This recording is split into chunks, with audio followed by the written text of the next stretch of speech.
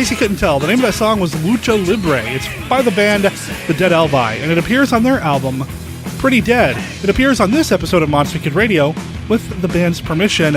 This is episode 66 of the podcast Monster Kid Radio, where we celebrate the classic and sometimes not so classic genre cinema of yesteryear. I'm your host, Derek M. Cook, and I want to welcome you to episode 2 of our coverage of the film El Santo vs. Las Momias de Guanajuato, or specifically, our coverage of the Monster Kid Radio crash that took place last week when this film was shown at the Hollywood Theater here in Portland, Oregon. Now, in the last episode, you heard my thoughts about the movie beforehand, as well as afterwards. I was joined by guest Chris McMillan and Ray Jelinek. We talked about the movie and had a really good time. Well, this time around, you're going to hear the panel that we recorded after the film. Cinescopio is doing a 3-month series of important Latino films, and the El Santo movies, well, they fit the bill as far as they're concerned, and I'm so glad because it was so much fun. And they're going to talk about how important these movies were to the Mexican culture, the Mexican people of the time. You're going to hear panelists John C&aacute and Enrique Caizero talk about these films and their experience with the movies, that sort of thing. I probably mispronounced their names because I cannot roll my R's. It's a birth defect of some sort. But listen to the panel to hear how they pronounce their names because they probably get it right. Just saying. Now, if you have any thoughts about anything you've heard here on Monster Kid Radio, whether it has to do with the El Santo movie or any other movies that we've talked about here on the show, or any topics that you think might be important to Monster Kid Radio. Typically, we do the classic monster movies from around the 30s to the 60s, and we make exceptions sometimes, like we are doing with the El Santo films. But if you have any thoughts about anything that we've talked about or could talk about here on the show, send me an email at monsterkidradio@gmail.com, or give us a call and leave us a voicemail at 503-479-5MKR. That's 503-479-5657. Now, you can find all of this over at our website at monsterkidradio.net, where you can download the show, listen to the show straight from the website, get to our YouTube channel, get to our Flickr album, check out our Live 365 radio station. There's a lot you can find out over our website, and I encourage you to get over there between episodes and just explore.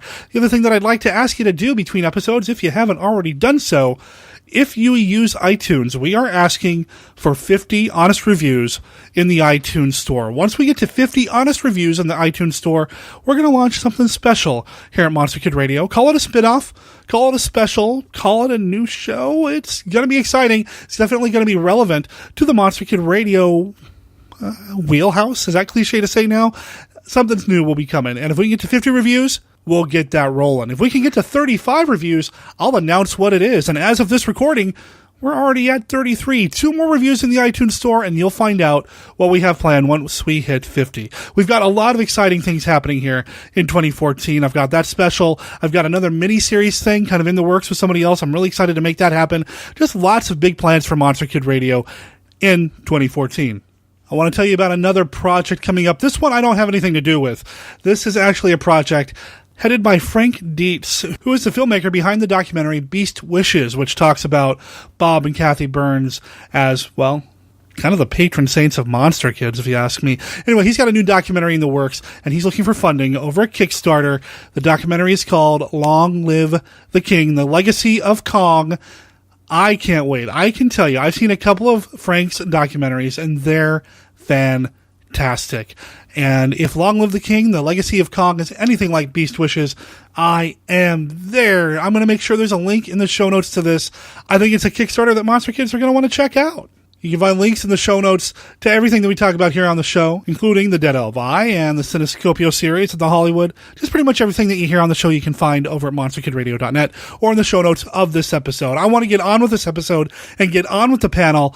Why don't we dive into that right after this? Hammer Film Productions began in 1934, and after producing almost 200 films and television programs, the studio is still releasing and re-releasing new and classic film titles. 1951 Downplays is the podcast that brings you the story of the great Hammer films, one movie at a time. Here are your hosts, describing what Hammer means to them. First is Casey. Hammer means the beautiful and glamorous women of Hammer horror, the engaging storytelling, and amazing period films. Joining him is Derek. Hammer means the incredible work of actors like Peter Cushing, Christopher Lee, and even Michael Ripper. The gothic storytelling, the incredible music, and the set pieces. And finally, here's Scott. The man played 21 seasons in Major League Baseball, and for my money, he's still the home run king. This boy has a lot to learn. Join our hosts as they make their journey through the Hammer Films catalogue and discuss each film with critical opinion, historical facts, production notes, and other information about these classic films. 1951 Downplace can be found in iTunes or their website, www.1951downplace.com. I thought this podcast was about Hammer and Hank Aaron. 1951 Downplace, the home of Hammer Films discussion.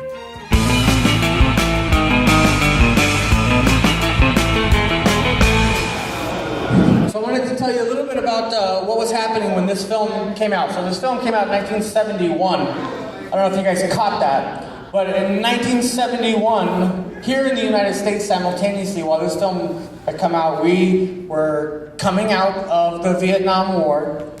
Richard Nixon was our president. We had a spaghetti Western phenomenon still very, very strong and happening.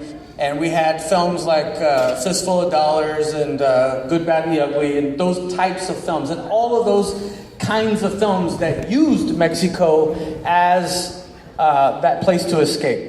And that place that you could run away with. You could break the law here in the United States, and then you could run away to Mexico because Mexico didn't give a shit about nothing. And that's not true. But that's what they used it for. And also, at the same time, we also had the Kung Fu film phenomenon happening here in the United States. All of those movies that were being made in Hong Kong and all over China, that was also happening. And those were very, very popular. This was the height of the Bruce Lee era and what would become the height of that Kung Fu sort of thing. And in Mexico, this is what was happening. This is what was going on. And so this is the type of films that were super popular in an era right after a very historic time in Mexico where in 1968 they had the Olympics. Mexico hosted the Summer Olympics there. Right before the Summer Olympics of 68, if you guys remember your Mexican history, there were 100 students that were gathered into a courtyard and shot and killed because they were protesting the Mexican government at the time, which was the PRI party. And they were protesting the lack of social justice and lack of real democracy that the PRI offered them, and they were shot and killed. And the Summer Olympics went on like it was nothing. Well, that took a really, really long time for the country to heal. And if you guys remember that incident, you remember the history of that, it was painful to remember. It was painful to admit that happened. It was painful for the government to even own up to the fact that they did that. So all they'll really say is that there were about 100 people massacred, killed. But there were probably a lot more. And I wasn't born yet. Yeah, you were. You were like 40 then. That was. I'd like to take a moment just to introduce you guys. Yeah. With the purple shirt, we have John Cardenas. He works at the PDC, and he's producer for the New York International Film Festival. Okay, you don't work for the PDC. He works at Starbucks across the street on 42nd and Sandy. And then we have next to him is Enrique Caizero, and he works for Univision and Mundo Fox. And again, if anybody wants to ask them a question, please come up to here. You can use my microphone. Yeah. Thank you very much for introducing us. I forgot to do that. So I wanted to give you some history and some context about what was happening when this film came out, because I think it's important to understand what you're watching. And now it's like, it's hilarious to us, it's funny, it's like, what the hell are you doing? This is so crazy, this doesn't even make sense. They didn't even wrestle with the mummies at the end. They set them on fire. What the hell is that? And who has 3 blowtorches in their car just like, hey, whatever. That's awesome. No one has that. But to understand these kind of films, you really have to understand what was going on. So this was happening in Mexico, and they were coming off of that. They had just changed presidents in Mexico. We were coming out of the Vietnam War, still stunned and shocked from that. So these films of escapism, these films where it takes you out of your everyday normal sort of idea. There is a clear good guy and there is a clear bad guy, and somebody wins. If that's not like the classic story of how any good comic book starts and finishes, it's hard for me to find another thing that really describes that other than films like this. And that's why they were so popular.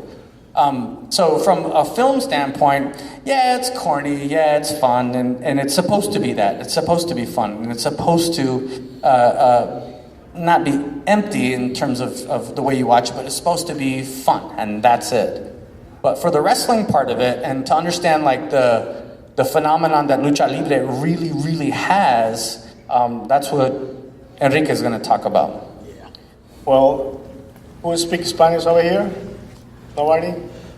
I don't either. You guys going to help me interpret?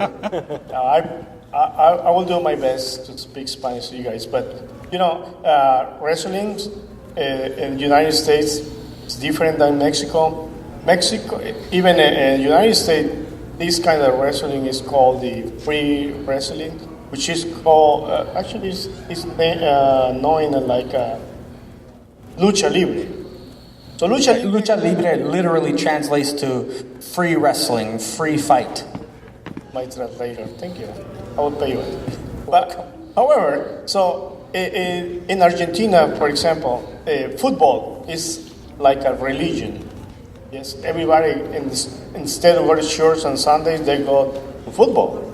Mexico is a little different because we first sport is football, soccer football, and then the second one was wrestling.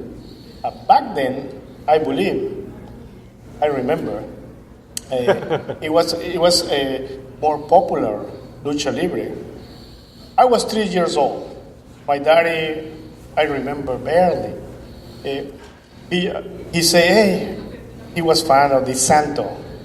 So he carried me in his arms, and we walk away, we walk on the streets, there's so many people, and Santo was there, I remember. Santo. Like this guy that was with the cape, awesome. It was probably him, that was 1971, I wasn't born, I don't know that old. Right, I'll be checking IDs later. However, it was amazing, and after that I went to a few competition, and I saw these guys in my small town. We enjoy this sport, but this is one of the sports that many people they watch on TV and say, oh, they don't get hurt, it's just fake. Yeah, it is fake, but they get hurt. They didn't show the fly, when they fly out of the ring and that kind of stuff. So this sport is very, very different. As you see today in the United States, you see these guys with the big muscle, whoa, wow. But in Mexico, no, you saw, they're like me, chubby. You have to have something. When you wrestle, it hurts. But the most important thing is how Mexican population get this thing. It was so popular. I can't believe it's about, it's like you cheer for somebody like soccer, Ronaldo. Now, they used to cheer for these guys like that. You say, yeah, Santo, Blue Demon. And then after that, it was like more business show, the little guys, start wearing the mask, and that kind of stuff. So this is something that I translate for back 20 years ago, 25 years ago, when I enjoyed this thing. I haven't seen this movie, I have seen probably 2 times, but. So how important is the sport today? Like, it's 2014 now. How important is lucha libre in Mexico today? As a sportscaster, understanding everything there is to know about sports here in the United States, how important is it over there? To be honest, I don't even report about wrestling in Mexico because it's popular, but not as much as soccer. Everything is about soccer, football, NFL, basketball. Still popular, but it's not as popular as it used to be. It's kind of decreasing because now the boxing and the other, what is the other? MMA, the mixed martial arts fighting. That's what is getting more attention on it because I guess nobody wants to risk their body, or I don't know, something. Well, I mean, it's truly a film like this, and any lucha libre, it's like just like WWF, WWE. It's a mix of art, entertainment, athleticism. It's it's a show. It's a spectacular show, a spectaculo.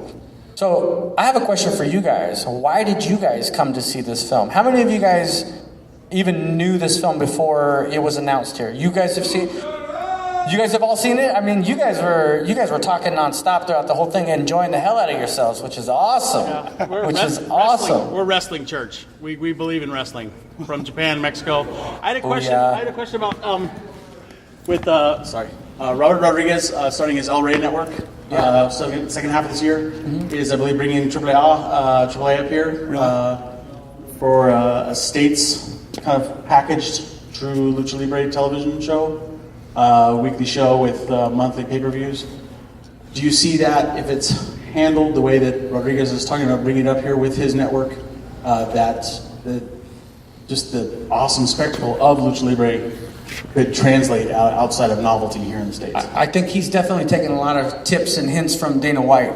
I think that they've been in discussion quite a lot about how to make this a popular thing, about how exactly to move Lucha Libre into that. The MMA is exactly the model that anybody needs to follow if they want to follow something that's a winning formula, because they have the winners and the losers, they have the good guys and the bad guys, and they all do it. And female wrestlers in particular, my girlfriend and I, we watch it all the time, and it's the female wrestlers that are taking on these really good guy, bad guy personas. Lucha Libre is the same exact way. And so I know that Dana White's been in discussions with them about how to proceed and how they're going to grow this thing. Whether or not it's going to catch on, I mean, that remains to be seen, but it remains to be seen if he can modernize the sport and modernize the characters to reflect what's really happening today. So, I think it's definitely going to be fun no matter what. So you and your wife wrestle at home? It's fake. It's fake. Me too. You're awesome. You're the best.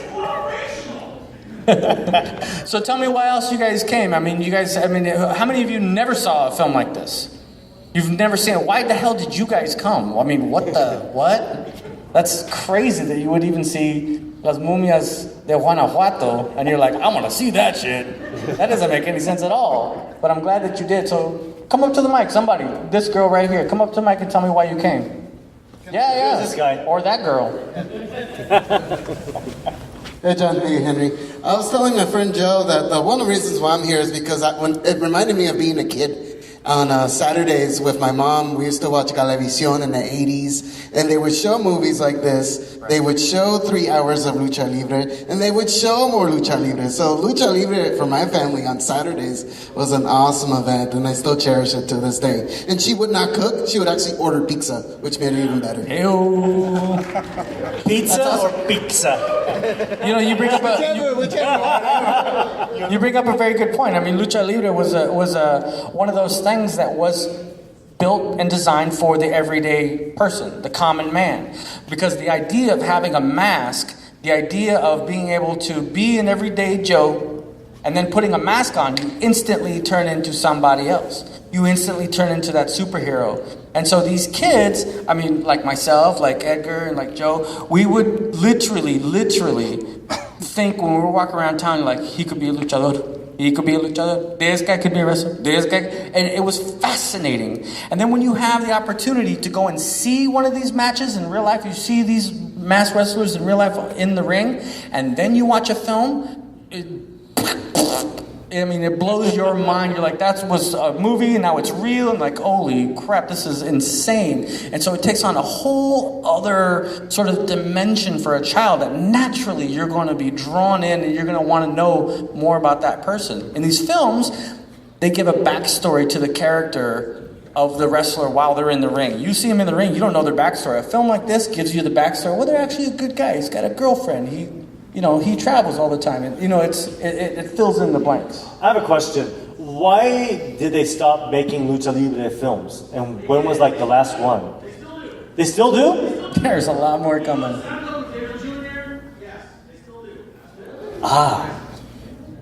There's a lot more coming. Where do I find them?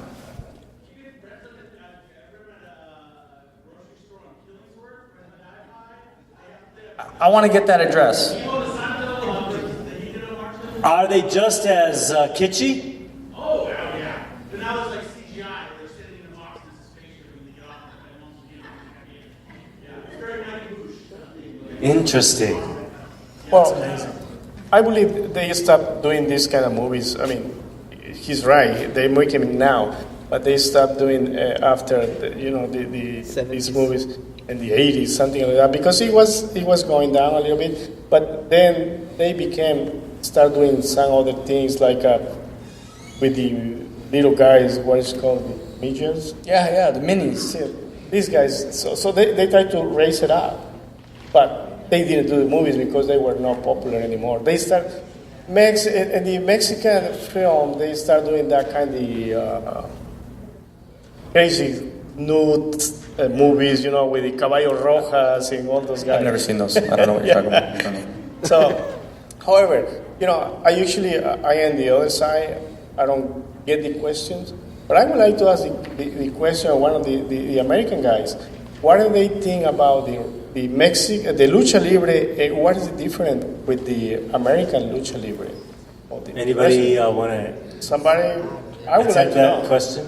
The question is, what is the difference between the lucha libre and like WWF? Come up to the front. There's a group back there that I think has a lot to say. Come up to the front. Come up to the front. Why don't you guys tell me what the allure is? I'd like to get your guys' perspective. Come up to the front. I challenge you. Come on, let's do this. If you were a wrestler, where is your mask? I think I would bet on you. This is not a mask. Don't try to tear it off. Seriously, please. Can I introduce you guys? Ooh, look at his shirt. Blue Demon shirt. Look at that. And your name? Diana, sweetie. And your name? Rudo. Rudo. Rudo. I'm giving you guys the mic. Here you go. Well, I think in Lucha Libre there is more chain wrestling. I think there's a lot more acrobatics and high-flying things going on. I think that there's probably more what we would call kayfabe, the really believing and acting like you are that person full-time that you are in the ring. I don't know. What do you think, Rudo? Well, outside of the ring, you have Batman, Spider-Man, and all these people in the States. In Mexico, Santo was a real man. He was that guy. He was Santo all the time. He was buried in his mask. The whole giant city of Mexico City shut down when he passed away in '84. These are real people, and they chose that. And their children grew up in it. Hijo de Santo, Demon Jr., Mil Mascaras. No one carries Mil's mask. Nobody. But this is very real people. And so it's accessible to the everyday person. And you're pulling for them. And it's the most wild stuff. One of this, we couldn't remember which movie it was. There's a movie where someone's wrestling in the ring, and the Rudo, the villain, is using karate chops, which is illegal back in the 60s when they filmed it. And he loses the match, and they rip off his mask, and he's a werewolf underneath the mask. Holy crap! But then they go to attack the werewolf, and he turns into a bat and flies away. Only in Mexican cinema would a wrestler be a werewolf that can turn into a bat. Yeah. And it's just, you don't have it anywhere else. It's the passion and the enthusiasm that these films captured, and also seeing them live in a match in a ring. I mean, we've driven out to just Mount Tabor. Used to have huge lucha libre matches. And it was Rey Mysterio Sr. and Hijo de Santo wrestled there, and we booed him extensively. Because like in this movie, it's Mil Mascaras and it's Blue Demon, and they don't know how to beat mummies, but then Santo just shows up with a flamethrowing pistol, and it's cool. Yeah, didn't you notice that the film, the movie off, the film is called Santo versus Las Momias de Guanajuato, and after 5 minutes at the end, he just pops in and he wins. And we were talking about this when we were sitting down. We were like, how rude of that lady. Right. Yeah, you should have called him a long time ago. Exactly. They're like, okay, well, thanks a lot. Yeah. I tried to help. Because like the whole time, what are we supposed to believe? That Mil and Blue are just playing chess in their turtlenecks and masks and stuff? Right. Until waiting for Santo to show and then the line that kills me, the line that freaking kills me is at the end where he says, well, at least we're all okay. Well, didn't like 17 people die, including your best friend? Yeah, and the penguin. Like, let's go play. Yeah, it's the penguin. And then just a big close-up of Santo. That's it? That's all you wrote? That's it? Yeah. I don't know. Yeah. But the difference between the States is that the States, it's like a two or three minute match, and they're just all just yelling and stuff. And you watch Lucha Libre, actually the sport, it's 2 out of 3 falls. These guys are in there for like 40 minutes. And the rules are different, so there's no tagging. If your opponent gets thrown out of the ring, you have to get in. It's continuous movement. They have a hexagon, a 6-sided ring, because they have trios matches where 3 people are wrestling on a team, so everyone has a corner. That's the death match. So it's just nonstop you get so much bang for your buck as an audience member. And that's all it's about, is the enthusiasm for it, just as over the top. Wait, but I have another question for you. You can't go yet. So, what do you think about Americans? They don't wear masks. You like? But that's the thing. And my favorite part is that the mask was brought down to the Luteroff family for CMLL in the 30s from America. 33. Yeah, and they took it and they ran wild with it. They ran wild with it, brother, and they made it their own. But the thing that I love also about Lucha Libre is that it's the weirdest bridge between Mexico and Japan. And you talk about it being, what do we say? It's a joke in the U.S., in Canada.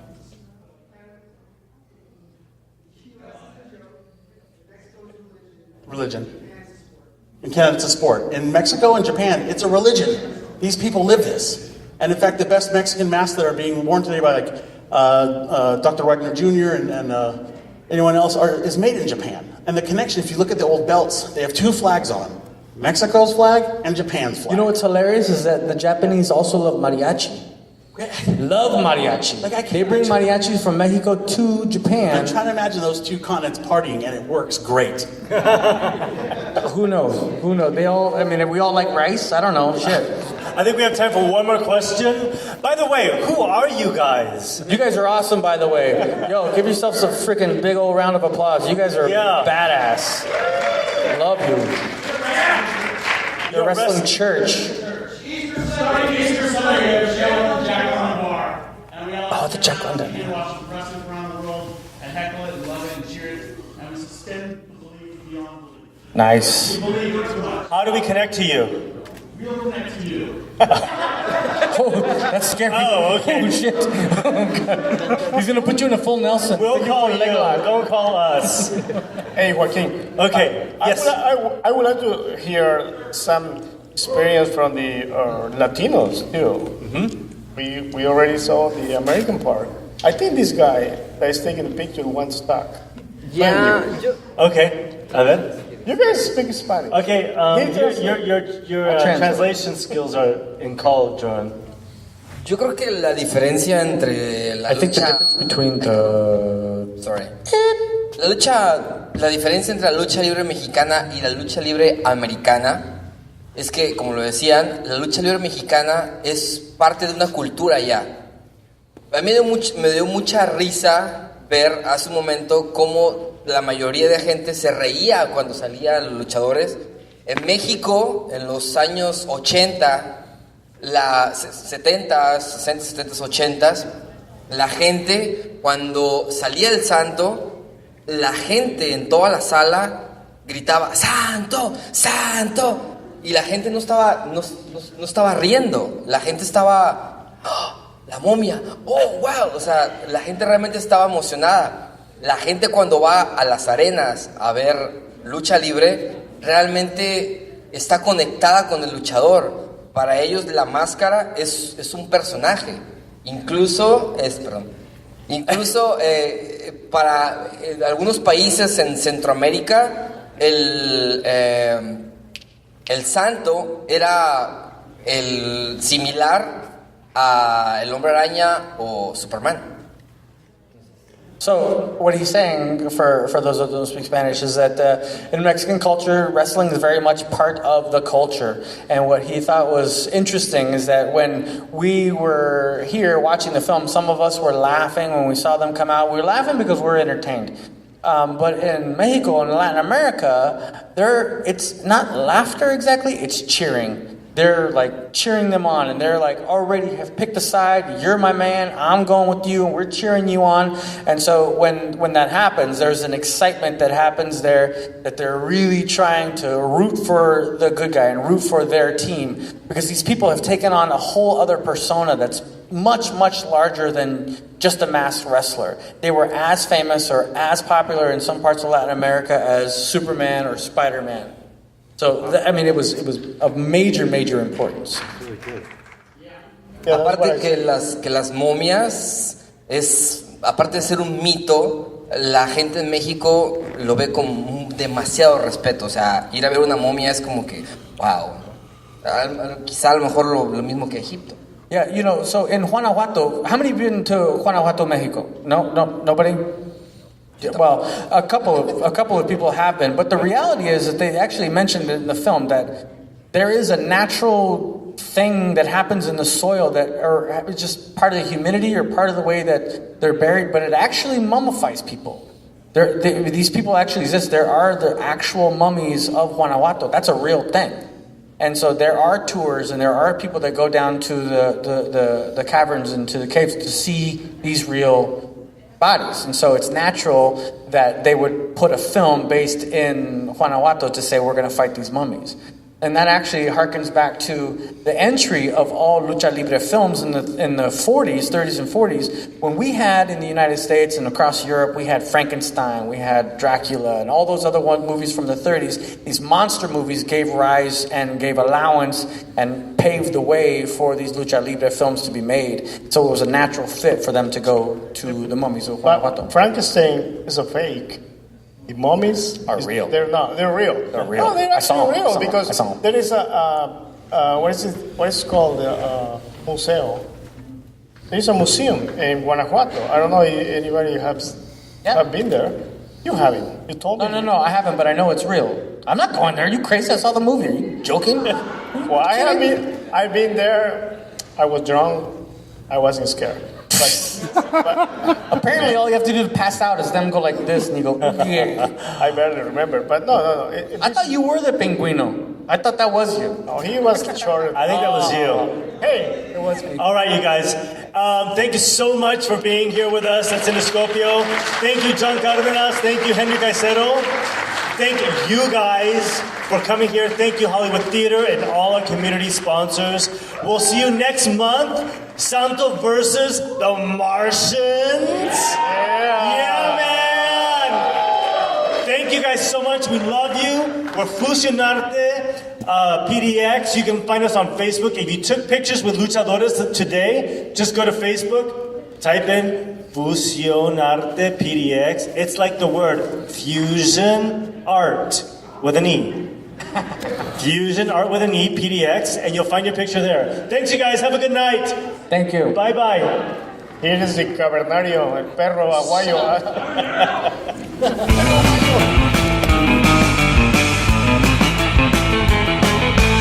I can't wait till next month. I cannot wait for El Santo versus the Martians, or whatever title it's going to be going by when they show it on the big screen at the Hollywood. That's one thing we didn't talk about in the last episode. The Hollywood Theater has 3 movie screens, a big movie screen downstairs and 2 smaller houses upstairs. El Santo versus Las Momias de Guanajuato was actually shown on the big screen downstairs because, well, it demanded a big crowd. It drew a big crowd. And again, if you're in the Portland, Oregon area, when this rolls around next month, you gotta come. I gotta meet you. We gotta watch El Santo together. Next week on Monster Kid Radio, got a couple of possibilities. Over the next few weeks here on Monster Kid Radio, we're going to talk about King Kong. We're going to talk about Son of Kong. We're going to talk about The Night Stalker. We've got, well, a lot of stuff. I'm actually going to be at Wizard World Portland this weekend here in the Portland, Oregon area. Now, I'm only going one day. I'm going on Saturday, the 25th. I don't know if there's going to be any Monster Kid relevant stuff there that I can get. I don't have a press pass. I don't have press access. I'm just going as a fan. But if there's anything there that's relevant, well, I'll bring my recorder. We'll see what happens. And if you're going to be there, well, look me up. I'm kind of hard to miss. Monster Kid Radio is a registered service mark of Monster Kid Radio LLC. All original content of Monster Kid Radio by Monster Kid Radio LLC is licensed under a Creative Commons Attribution, non-commercial, no derivatives 3.0 unported license. Of course, that does not apply to the song Lucha Libre by the Dead Elvi. It appears on their album Pretty Dead. You can find out more about them over at deadelvi.com. Talk to you next week.